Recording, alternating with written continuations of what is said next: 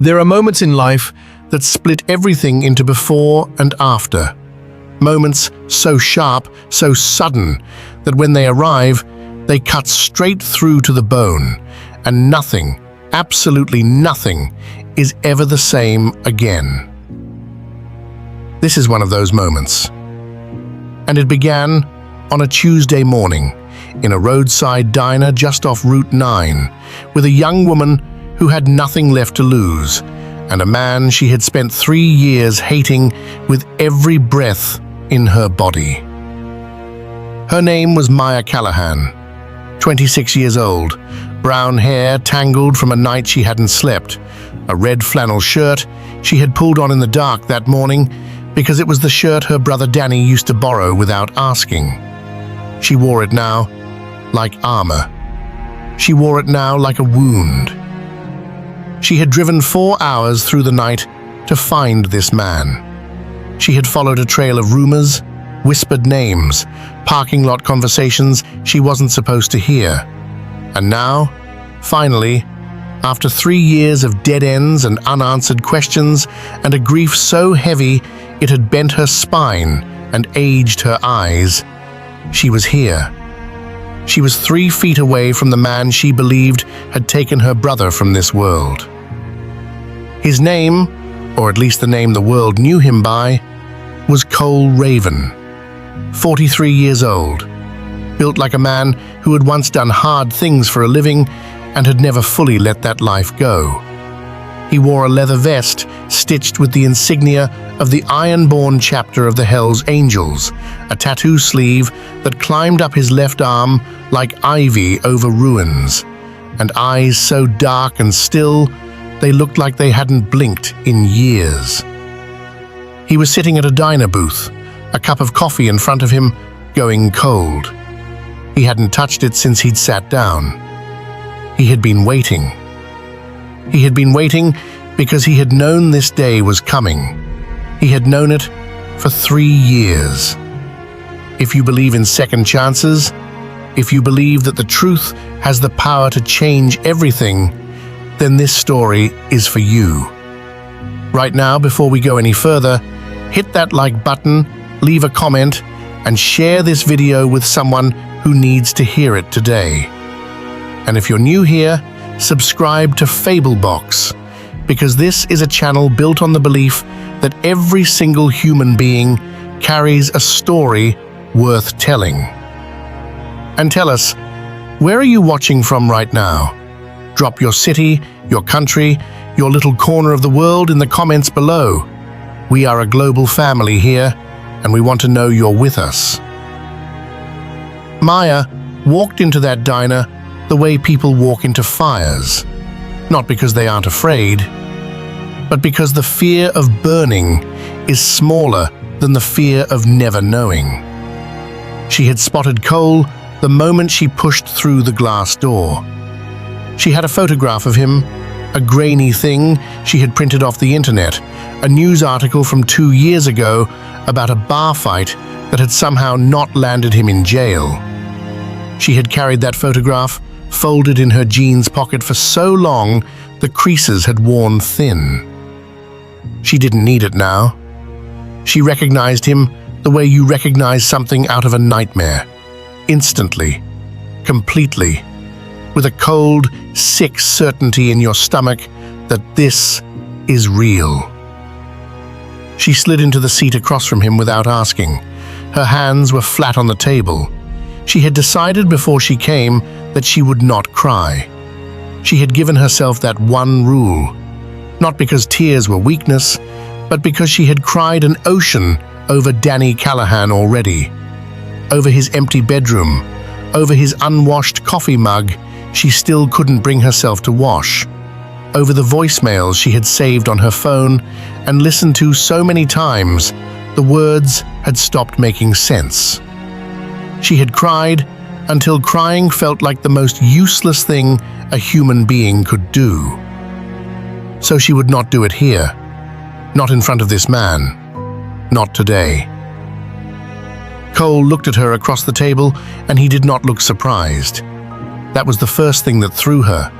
She had expected defiance, or confusion or the blustery anger of a man caught off guard.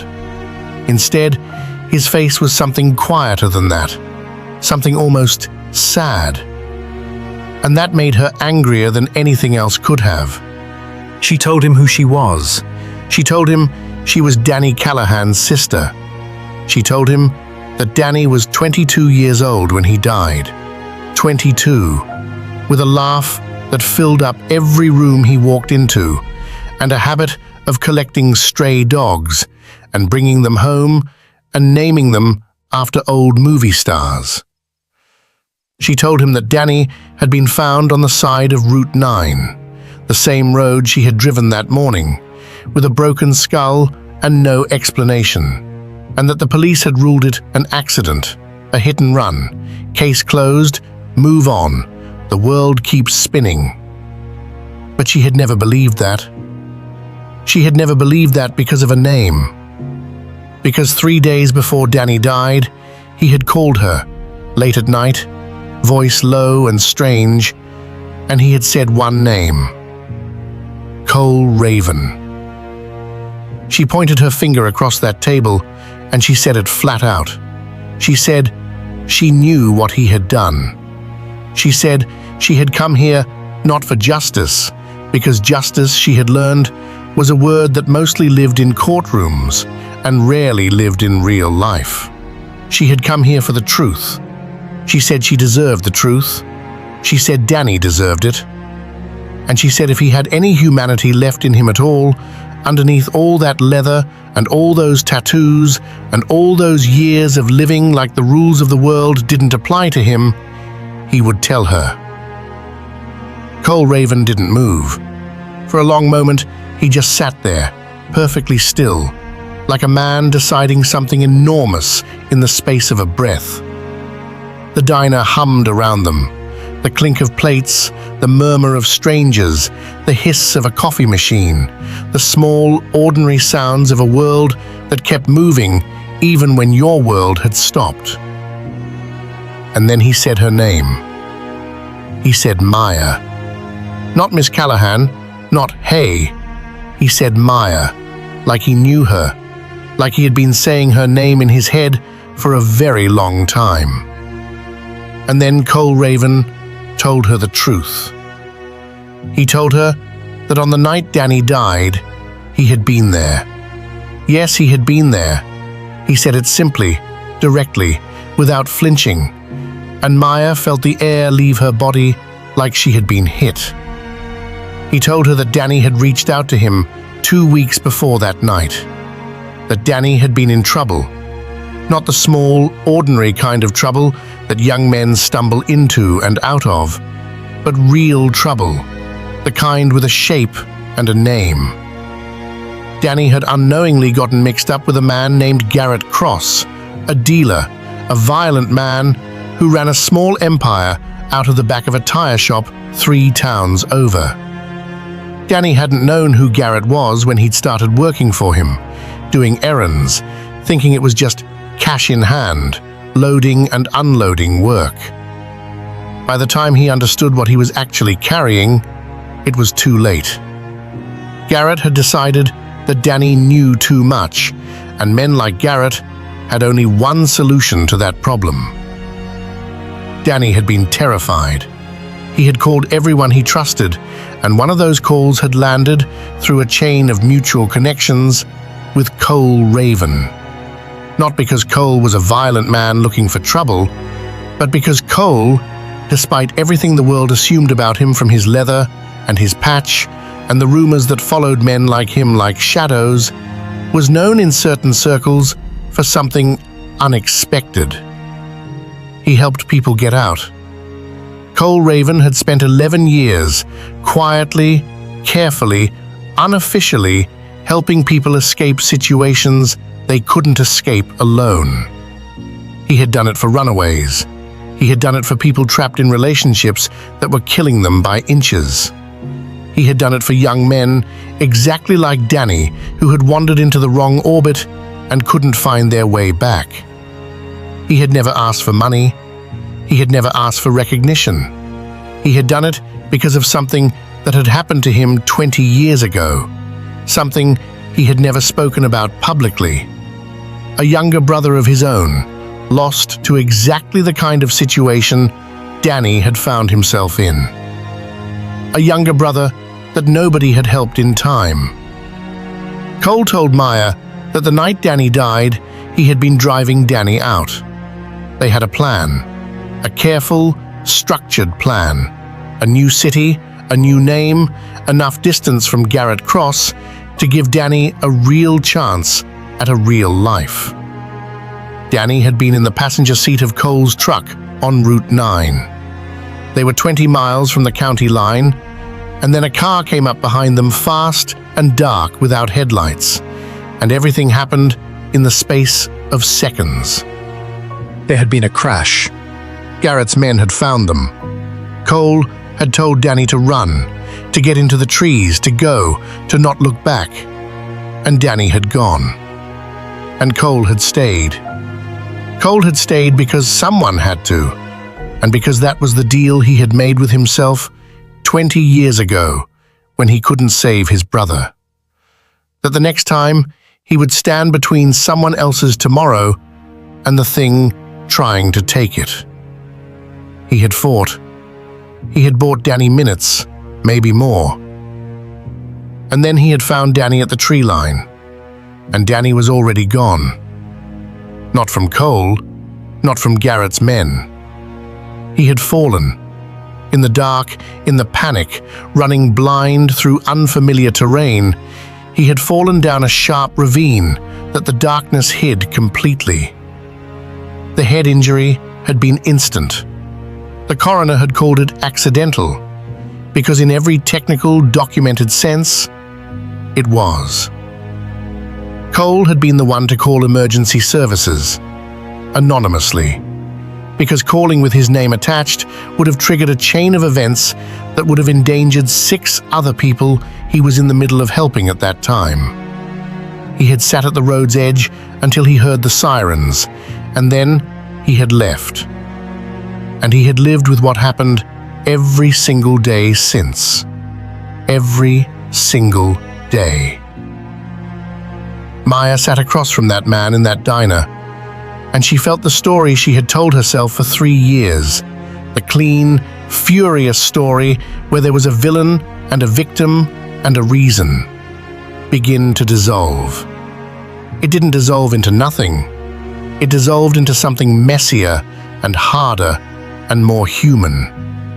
Into a story where a frightened 22-year-old had been running through the dark, and a man everyone had misjudged had been trying desperately to get him to the light, and fate, indifferent, careless, stupid fate, had put a ravine in the wrong place at the wrong moment. She had carried her hatred for Cole Raven like a compass.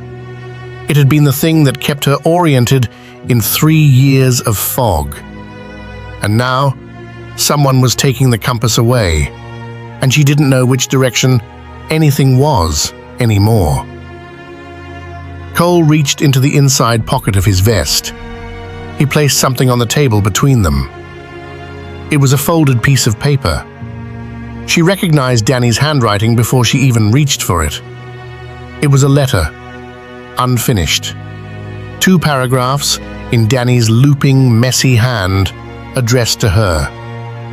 Cole said that Danny had been writing it in the truck on the way, talking about how, when he got settled, he was going to call her, how he was going to explain everything, how he was sorry for going quiet for those weeks, how she was the person he missed most and thought about most, and was doing all of this to get back to. Danny had been going home to her. That was what Cole Raven had been trying to give him. That was what the whole impossible, dangerous, heartbreaking night had been about. Getting Danny Callahan home. Maya pressed that letter against her chest, and she broke the one rule she had given herself. She wept. Not quietly, not politely. She wept the way people weep when something that has been locked up for years finally breaks open, with her whole body, with sounds she hadn't known she still had in her. And Cole Raven sat across from her, and he did not look away, and he did not offer empty words.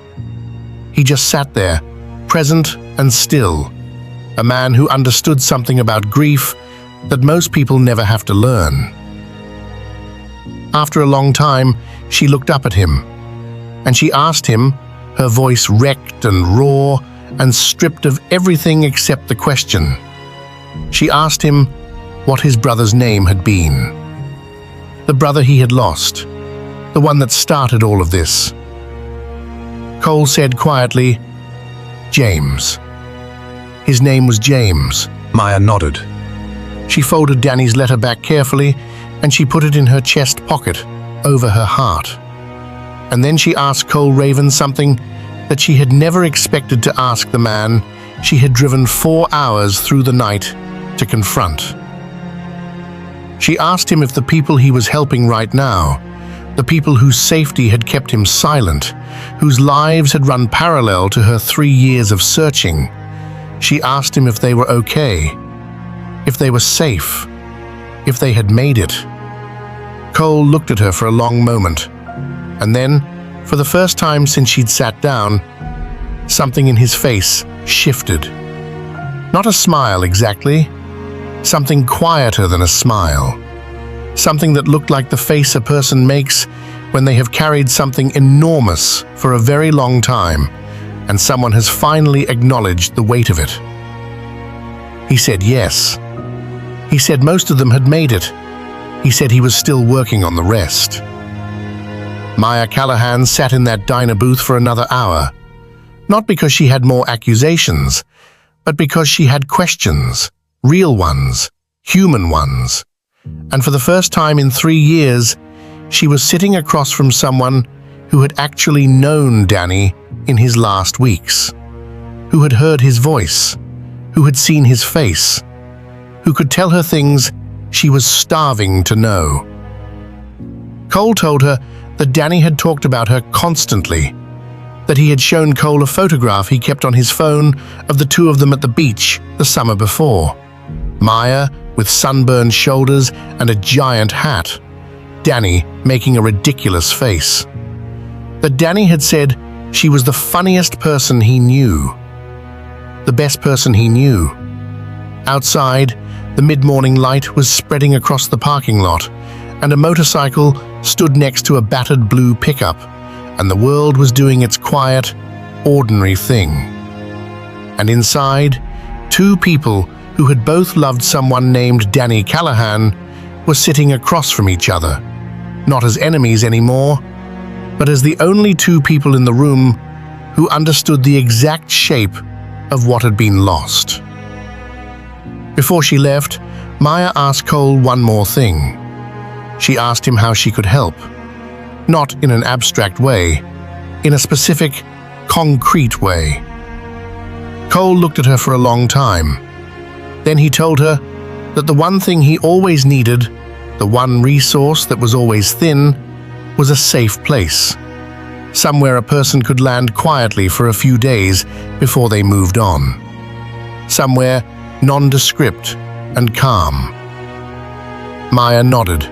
She thought of the small apartment she had above her garage, empty since her last tenant had left 8 months ago. She thought of the extra key on the hook by her kitchen door. She thought about how her entire life since Danny died had been built around trying to find the truth. And now that she had it, maybe the next chapter could be built around something else. Around being, in some small way, the thing that Danny had needed and hadn't found in time. A door that opened. She drove home differently than she had driven there. The anger that had been her fuel for 3 years was gone. In its place was something she didn't have a perfect word for. Not peace, not yet, maybe not ever fully, but something adjacent to it. Something like the first light after a very long dark. Something like the beginning of the long, slow, necessary work of learning to carry a loss without being carried by it.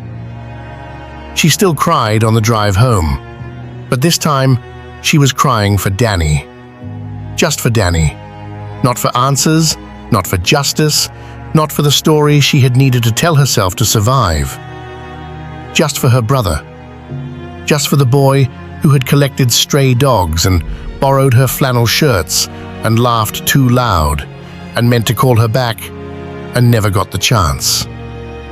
Just for Danny, who had been loved and had known it, who had been running toward her, who in the end, in the dark, in the panic, on a road that had been laid down long before he was born, had simply run out of time.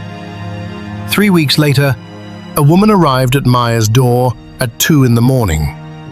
19 years old, shaking, with a bag that was too small for everything she was carrying. Maya opened the door. She made tea. She said nothing that needed to be said that night, and everything that did. In the morning, she made eggs. She wrote down a phone number. She put clean towels in the bathroom. She had learned, from the most painful teacher imaginable, that sometimes the most powerful thing you can do in this world is simply open a door. Danny would have understood that.